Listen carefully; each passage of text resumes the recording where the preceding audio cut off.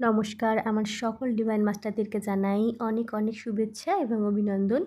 তো বন্ধুরা, আজকে আমরা জানব দালাই লামার একটি সুন্দর উক্তি। তা হলো, প্রতিটি কাজ নিজের একটা ছাপ রেখে যায়। কীরকম তা? কর্মের নিয়ম বোধ চিন্তার সবচেয়ে গুরুত্বপূর্ণ নীতিগুলির মধ্যে একটি।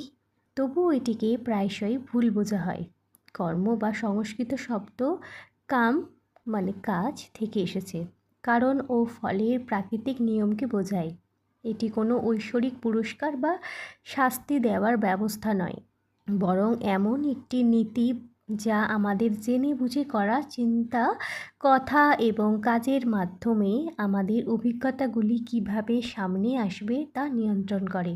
কর্মকে বোঝার ফলে আমরা আমাদের জীবনের দায়িত্ব আরও ভালোভাবে নিতে পারি।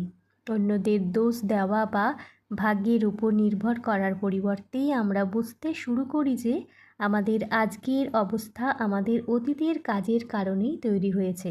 ঠিক যেমন জমিতে বোনা বীজ তেমনি ফল দেয়, তেমনি আমাদের উদ্দেশ্যও আমাদের ভবিষ্যৎ গড়ে তোলে।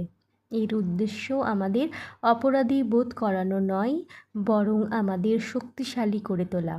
আমরা এখন কিভাবে কাজ করব তা বেছে নিয়ে আমরা ঠিক কীভাবে করতে পারি, এরপর কি ঘটবে।